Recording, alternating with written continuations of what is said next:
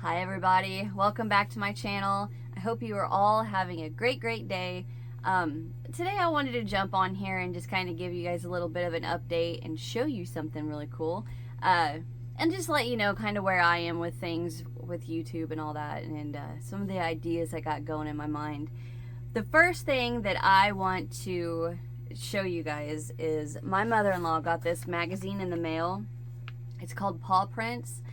Paw Print. I have never seen it before, but I thought it was cute, and I was just kind of flipping through it, and I read this story that I have to read to you guys because I think this is so cool. It's about a cat, a black cat. Its name is Binks. Binks is 2 years. Anyway, the story goes, darkness and rain were descending when Lane Blank let his family's dog, Oakley, outside to use the bathroom. When Lane opened the door a few minutes later, he was horrified. Oakley was bleeding heavily. Lane's wife, Cassidy, quickly wrapped the 10-pound... I have no idea what this dog breed is. Havanese? I've never heard of that. In a towel to put pressure on the wound. They rushed to the emergency vet, wondering how in the world she could have been injured. After the vet's office, Lane watched footage from their backyard surveillance camera and was astonished. Poor Oakley had been ambushed by a pair of coyotes. But almost as quickly as the predators pounced, a shadowy streak burst into the picture and drove off the attackers. It was Binks, the Dryer's family outdoor cat. That little bitty cat just went at two coyotes like they were nothing, Lane marvels. Oakley thankfully survived. Lane warned neighbors of the coyotes' threat by sharing the video of the attack and Binks' defense. It went viral. News channels aired the video and Lane fielded calls and texts from all over the country. It was a sad night, then a crazy month, he says, and it was almost not a happy ending, but it turned out amazing. And I thought that was so cute because here's a little picture it shows. Binks went and attacked coyotes to protect his dog. And the reason I find that so interesting is because I have two cats that are black. One is like a tortoise shell black, so that's like a black with a mixture of some other colors. And then I have a short-haired black cat that looks just like Binks, and that cat is fearless. There's dogs across the street, and his name's Martini because he's got green eyes like olives, martinis. Anyway, so he'll go outside and these dogs are on leashes, and he knows like as far as the dog's leash can go, so he'll set just a little bit past where their leash is, and he'll just sit and watch them, and they will bark and bark and bark and bark at him, trying to get to him, and he just sits there and watches them. And then whenever I go outside to feed him, he'll stand up and just kind of trot across the street to me to feed him, and I'm like, you cat. Well, then the other one, the tortoiseshell, she is fearless. She has gotten into, we have watched her fight big old tomcats, and then one time we had a raccoon in the garage, and my husband was trying to get rid of it, and as he's trying to get rid of it, the Spooks, our tortoiseshell cat, is trying to fight it, and I'm trying to grab her to get her out of the way. And it's just to read that story about black cats, that I found that really funny because they are pretty fearless. But I just wanted to read that to you guys because I thought it was pretty cute. For those of you that don't know, my husband took a real quick trip to Wisconsin a week ago, and while he was up there, he went to a resale shop and he found something, and he took a picture of them and sent it to me and said, do you want these? They're $5. And I was like, $5 each? Yeah. And he texted me back and he said, no, they're $5 for the pair. And I was like, yes. So in my mind, I thought I should have done a few things before I said yes, but I couldn't pass up $5 for both of these, for the pair. Not 5 each, so 10 total. It was 5 total for both. And I was so happy.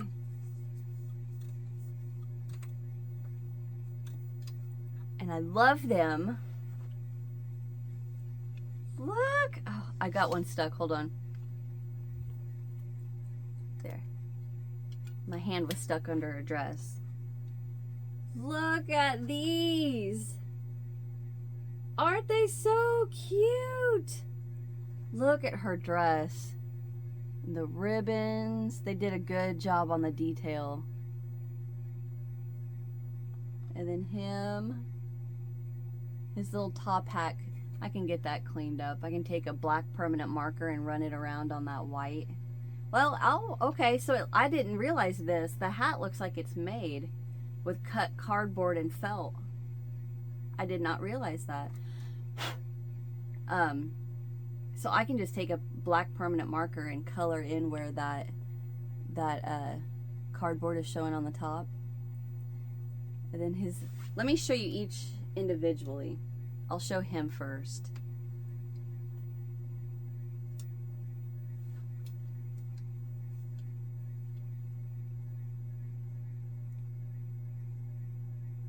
Okay.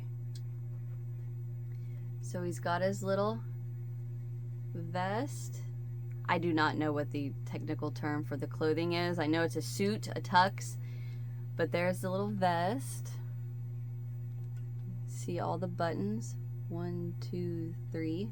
His little undershirt, his tie, and then his I don't know, his jacket. It's got the little flaps. It looks like I could take a lint roller on him to clean him up a bit, but I don't want to like fluff the yarn that they used. And the doll's feel in great condition. Like his joints are good, I think. His legs are good. Oh, and he's got little shoes. Which I could probably pop those off and clean them up because they look like they're a bit dusty. The only thing is that I should have done the hair, I had him do the hair test, because I think if I grab a spot, oh no, his hair's good. Yeah, his hair's good. Good deal. Didn't realize that. And I'm not sure. Oh. Okay, we're going to put that down. I did not know that was glued. Just going to set that right back down there.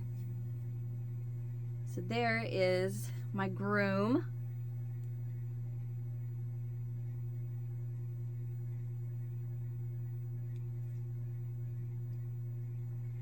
I love him. And his little mustache. Oh, YouTube picked this as a thumbnail. It looks like he's got a little bit of the hair around his eyes, so maybe like underneath the hat the hair is coming out. That's okay.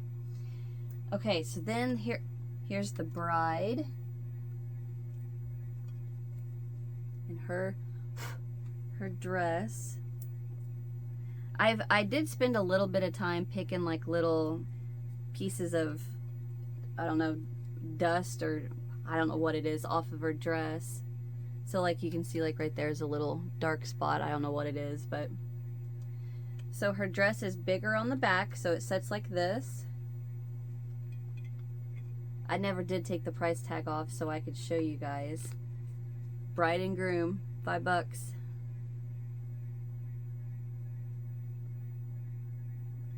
And I think the thing that sets off this dress is the little flowers and the bows and the ribbon and the beads.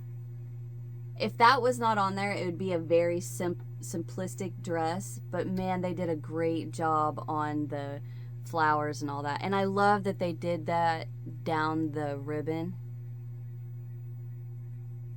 They put little bow or flowers on there. That was awesome. There it went. This one might be missing one. Or maybe not, because they each got 3. This one's just super long.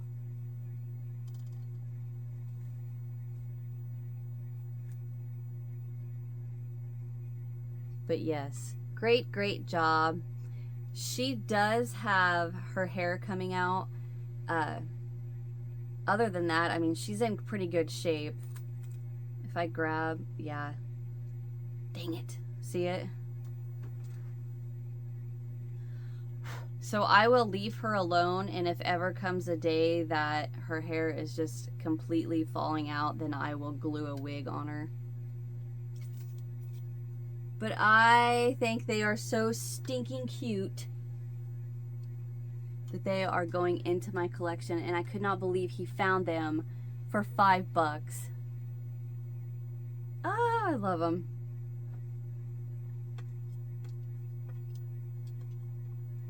Okay. Easy does it with her. Okay. Get a drink of coffee. So I hope you guys are having a great day. Today is actually Saturday morning. And I've been doing laundry, cleaning house, and thinking of different tutorials to be working on. I do want to say thank you to everyone that kind of lets me get away with, I'll say, doing those compilation videos, because sometimes I cannot get to filming for different reasons, and it's been that way the last couple of days, and I finally have gotten around to filming. So Wednesday's tutorial will be the little pumpkin. Well, you know what?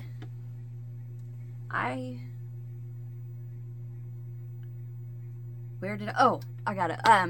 Give me 2.5 and I'm gonna go grab them and show you guys. Okay, I'm back. So here are my little jack-o'-lantern pins.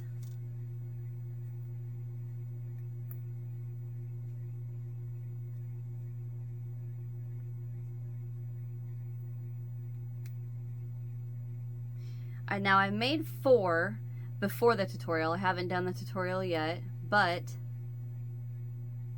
come on now. I've done 2 with the brown stem and 2 with the green stem. I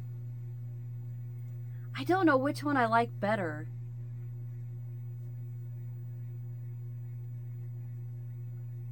So I thought in the tutorial, I'm just going to say that you guys can use whatever color you want. And I did mainly happy faces because I thought these were cute. But what I did is I got on Google and I got on my phone. Well, let me start that over. First, I made the pumpkins. So I had an idea of what the size of my pumpkins would be. And then I got on my phone and I Googled jack-o'-lantern faces. And I opened the picture that that Google brought up. And then I would like zoom in and then kind of gauge, is that too big? Do I need to bring it back out, to make it a little bit smaller? Or is it too small? I need to bring it, make it a little bit bigger. And then what I would do is I put a piece of paper over my phone and then take a pencil and then just lightly outline it. And then take it off of my phone and then, outline it better, and then cut the faces out of felt. And then I kept the little shapes, the paper pieces that I cut. So that will be an upcoming tutorial. I did use a different back. So I don't know what you call these little backs. I will say I think I should have just stuck with the shirt pins that I've used in the past. I don't know, I guess it's not a big deal. It's not the same, and I kind of like the other one better. But that is okay. And you can turn these into magnets.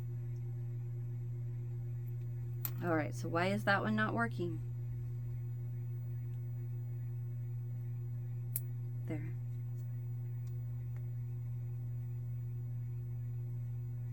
But I think these are too stinking cute. Like, you could give these to teachers to wear on their shirts around Halloween for the kids.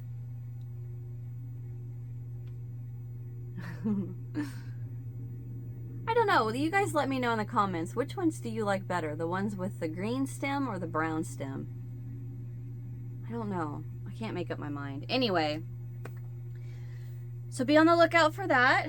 I have still been working on, let me tell you guys. So, for those of you that don't know, I was so graciously gifted this amazingly beautiful yarn from my husband's German cousin. Her and her significant other, I'll say, were here for 3 weeks, and she gifted me this beautiful yarn, and I thought, I have got to make something beautiful, something show-stopping, take your breath away beautiful with this yarn. And for the longest time, probably since I've started YouTube doing tutorials, I have always wanted to do a pineapple shawl. But I don't want to do the same thing other people do. I want it to be my own, because that's like my motto with YouTube, with things I design or make for myself. Anyhow, I always want to make it myself. I don't want to look at someone else. Well, I say that, but I do that all the time on YouTube. I don't want to I don't want to copy someone current. I know I do that with, old stuff that I find at antique stores when I pick the stitches apart and recreate it. But current things, I don't want to copy. First of all, copyright infringement. You will get in trouble, sued, and all that fun stuff. But on the other hand, I've always wanted to make a pineapple shawl. So I thought, okay, so like years ago, I tried doing it, and I tried, and I couldn't do it. And I think a lot of that was because I wasn't experienced enough. Fast forward 5 years, and I can do it, and I did it. And I created this shawl, which I cannot get it to where you guys can see. Can you see right there on that light background, the wall behind me? See the pineapples? It needs to be blocked, so it's a bit I don't want to say bunched, but a little bunched up. But once it's blocked, it'll look a lot better. But anyway, so I've been working on this, and the concept that I was using is the filet crochet. So there, you can see it really good. See the pineapples? Anyway, the reason I'm saying all of this is because the filet crochet I started with my mother-in-law's Christmas gift that there's no way I can get that done in time for Christmas. I really want to, but there's no way. Anyway, so once I started, I had never done filet. So once I did a heart thing, but once I started getting into it and understanding it, and then with my mother-in-law's gift, and then I started with this shawl and used that same concept. I'm like, that's not that bad. I understand it. I get it. And the more I think about it, while I'm actually thinking about it while I'm crocheting on that shawl, I'm like, I want to do. Okay, so pause that.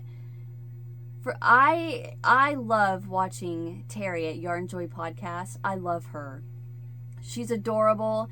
And if you ever lose your Crojo and you need something to help get it back, go watch one of her videos and watch the things she makes and that she completes. They are too stinking cute. I love it. And she does a really good job of getting you in the mood to crochet or to make a project or anything like that. Well, the reason I'm saying all this is because she is doing a Finish It Friday.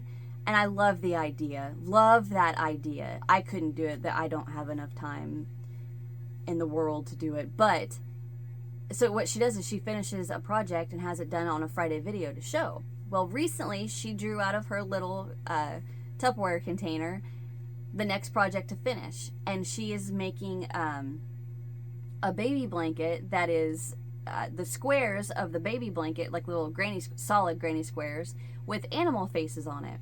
And so pair that with the filet shawl that I'm working on, and I'm thinking, I want to make or design a baby blanket set with filet crochet. And I want it to be animals, like different animals for each square, but I want it to be filet. So I got to thinking, and I thought, how cute would it be for each square to be a baby animal, so like a little piglet or a little duckling or a little fawn. And then I thought of you know, just not just farm animals, because a deer's not farm animals, but, you know, kind of around that line. And I thought that would be so stinking cute to do something like that. But so like there's two different fillet. There's a fillet that's like this, to where it's more open and mesh, and then there's fillet that's a solid square and just the holes make the picture. And that's what I think I would want the baby blanket to be. You know, it'd be a solid square, and then the holes would make the fawn and the little piglet, or, you know, things like that. So I'm gonna I'm thinking that's something that I'd like to do. So I think what I'm gonna do is get a graph notebook, a composite notepad. Is that what the black and white notepads are? I thought I had one. I think that's what those are called. The composite notepads with the little square, like little graphs in it. Anyway, so I don't expect this anytime soon, but that's my mind working as I'm working, as I'm crocheting. So yeah, I'm super excited to get that done. And then I have the stars that I was gifted. These are like little candle holders that I was gifted from Germany, and I recreated. This is my big one that I made just to work the stitches and write my pattern. But this is what it would look like. So you don't have to use thread, you can use yarn, and then you put a little candle in there, or you can put a candlestick in there, and you know, just be cute. Anywhere to decorate with crochet, right? So I got that. Then I've got all of these.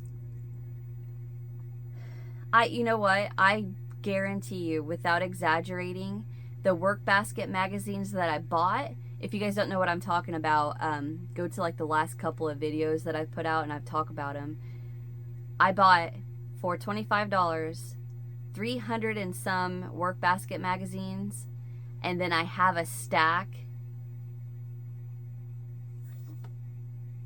Without exaggerating, I bet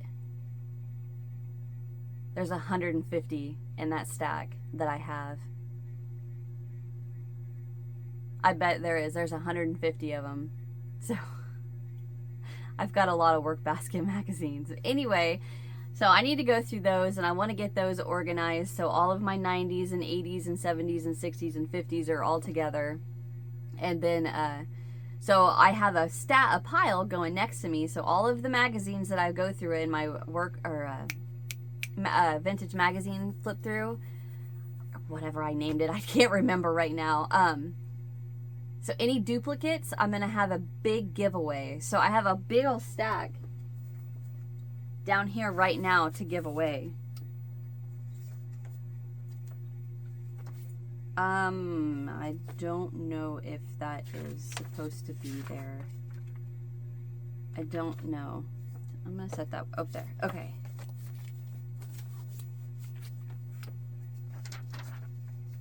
So I mean, I've got this little stack so far, and I think there's more, but I don't remember. I'll have to double check. So this is a pattern for that little witch, which I was gifted this, or I bought it, and it was inside of a magazine, I think. Anyway, the magazine that this is from, I have it. I have the pattern.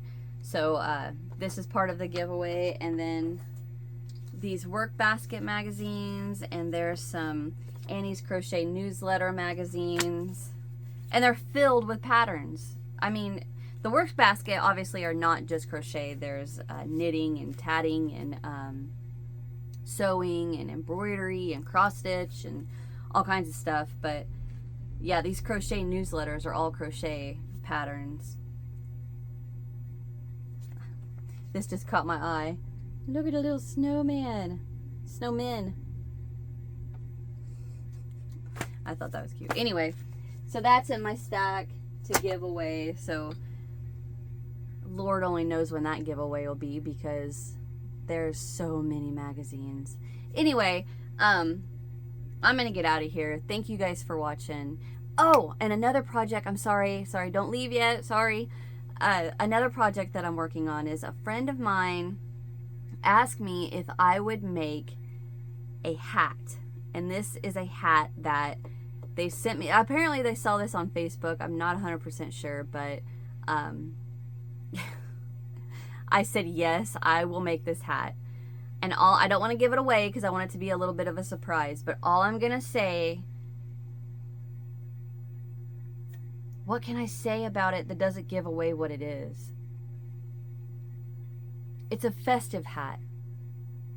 How does that sound? It's festive, but not for traditional holidays. Like, it's not a Santa Claus hat. It's not an Easter hat or anything like that. This is a hat that you could wear to any social gathering where I don't want to say the word, where drinks are consumed in cans. I'm an idiot. Anyway, I hope to have this done in time for New Year's because I think people would really enjoy to make this for New Year's or just for parties. Anyway, thank you guys for watching. Hit that thumbs up if you enjoyed. Subscribe if you haven't so you don't miss what's next. And I'll see you in the next one. Bye, guys.